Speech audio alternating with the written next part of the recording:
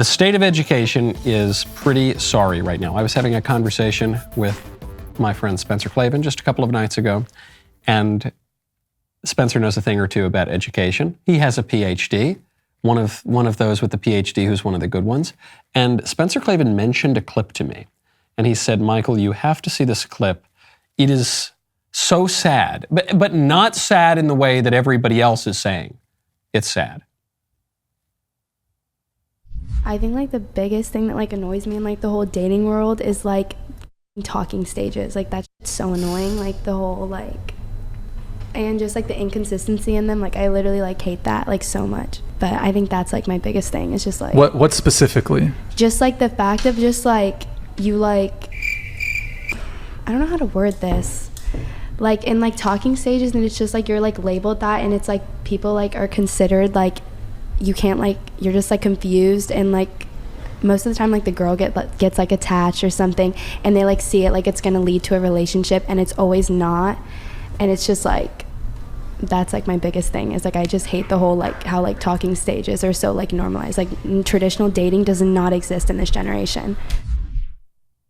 So the reason people think this is really sad at the first layer is because of what this young woman is describing, or at least attempting to describe, which is that women get used in this hookup culture, which now is referred to as talking stages.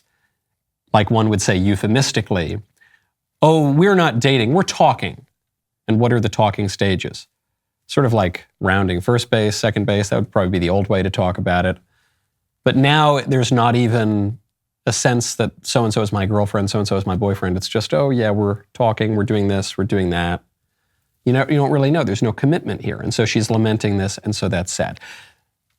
The somewhat deeper reason that people are saying that this is a very sad clip is because the woman is not the most articulate. So people are kind of making fun of the woman for speaking this way. I am not making fun of her. She seems like a perfectly nice girl. She's describing a serious problem, and she's doing it as best she can.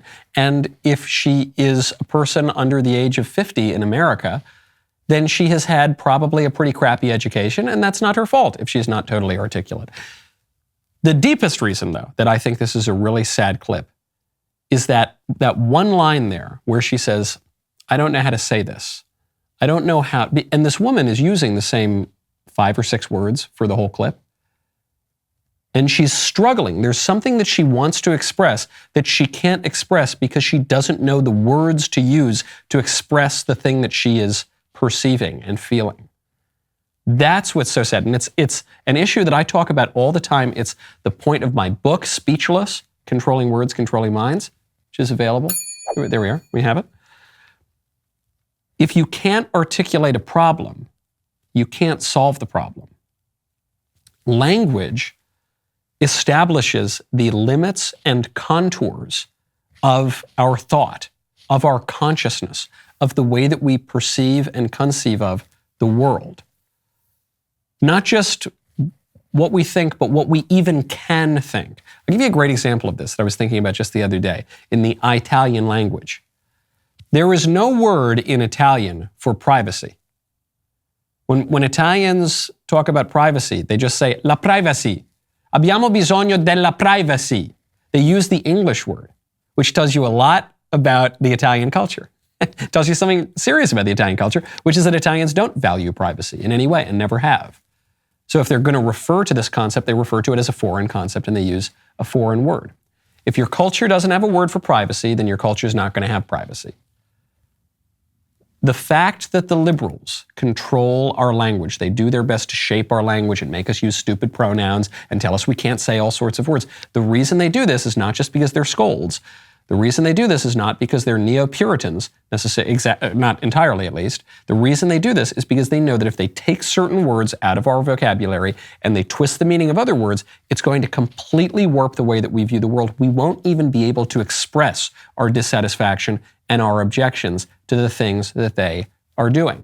The rest of the show continues now. You don't want to miss it. Become a member and use code Knowles, Knowles at checkout for 2 months free on all annual plans.